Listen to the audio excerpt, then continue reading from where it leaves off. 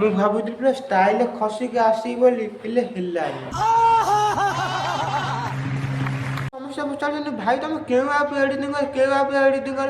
ମୁଁ ଏ କଥା ଶୁଣି ପୁରା କାନ ପୁରା ବୋର ହେଇଗଲାଣି। ମୁଁ ଭାବିଲି ନା ସମସ୍ତଙ୍କୁ ଟିକେ ଜଣେଇଦେବା ମୁଁ କେଉଁ ଆପ୍ରେ ଭିଡ଼ିଓ ଏଡିଟିଂ କରେ ଏବଂ କେଉଁ ଆପ୍ରେ ଭିଡ଼ିଓ ସୁଟ୍ କରେ। अभी मजा आएगा ना भिड़ो। ଜୟ ଜଗନ୍ନାଥ। ମୁଁ ହେଉଛି ମନୋରଞ୍ଜନ ବେହେରା। ମୁଁ ସ୍ୱାଗତ କରୁଛି ଆମର ଏକ ନୂଆ ଭିଡ଼ିଓ। ମୋ ଭିଡ଼ିଓଟା ଭଲ ଲାଗିଲେ ଗୋଟେ ଲାଇକ୍ କରିଦେବେ।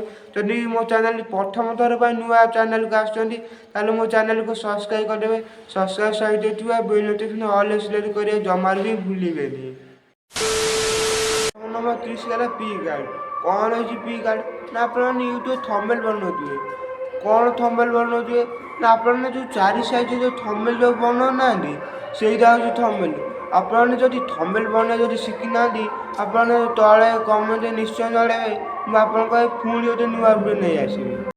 ନମ୍ବର 30 ହେଲା ଓପନ୍ କ୍ୟାମେରା। ଓପନ୍ କ୍ୟାମେରା ମାନେ ବୁଝିପାରୁଛନ୍ତି ନା ମୁଁ ଏଇଠି ଯେଉଁ ସୁଟ୍ କରୁଛି ସେଇଟା ହେଉଛି ଓପନ୍ କ୍ୟାମେରା। କ'ଣ ରହିଛି ଏମିତି ଓପନ୍ କ୍ୟାମେରାରେ ମୁଁ କ୍ୟାମେରା ୟୁଜ୍ ନ କରି ଓପନ୍ କ୍ୟାମେରା ଭିଡ଼ିଓ ସୁଟ୍ କରୁଛି ନା ଓପନ୍ କ୍ୟାମେରା ଭଏସ୍ଟା କ୍ୱାଲିଟି ଆସିବ। ଆପଣଙ୍କ ଫେସ୍ଟା ବହୁତ ବଢ଼ିଆ ଆସିବ। ଯଦି ଏ ବିଷୟରେ ଯଦି ଜାଣିନାହାନ୍ତି ଏ ସିକ୍ରେଟ୍ ବିଷୟରେ ତାହେଲେ ମୁଁ ଆପଣଙ୍କ ଆଗରୁ ଗୋଟେ ଭିଡ଼ିଓ ନେଇଯାଇଛି। ମୁଁ ଏ ଭିଡ଼ିଓ ଲିଙ୍କ୍ ଡିସ୍କ୍ରିପ୍ସନ୍ ତଳେ ଦେଇଦେବି ଆପଣ ସେଠିକି ଯାଇ ଦେଖିପାରିବେ। 30 ହେଲା ଭିଏନ୍। କ'ଣ ହେଇଛି ଏମିତି ଭିଏନ୍ ନା ଆପଣମାନେ ଭିଡ଼ିଓ ଏଡିଟିଂ କରିବାକୁ ସେଇଟା ହେଉଛି ଭିଏନ୍।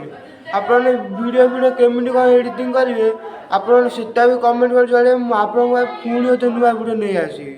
ମୁଁ ମାତ୍ର ଏଇ 3ଟା ଆପ୍ ୟୁଜ୍ କରେ। ପ୍ରଥମ ନମ୍ବର ହେଲା ପି ଗାର୍ଡ଼ ଥମ୍ବନେଲ୍ ବନେଇବା ପାଇଁ। ସେକେଣ୍ଡ ନମ୍ବର ଆପ୍ ହେଲା ଓପନ୍ କ୍ୟାମେରା ମୁଁ ଯେ ଏଇ କ୍ୟାମେରା ଯେଉଁ ସୁଟ୍ କରୁଛି ସେକେଣ୍ଡ। ଆଉ ଥାର୍ଡ଼ ନମ୍ବର 3 ହେଲା ଭିଏନ୍ ଭିଡ଼ିଓ ଏଡିଟିଂ କରିବା ପାଇଁ। ମୁଁ ମାତ୍ର ଏଇ 3ଟା ଆପ୍ ୟୁଜ୍ କରେ।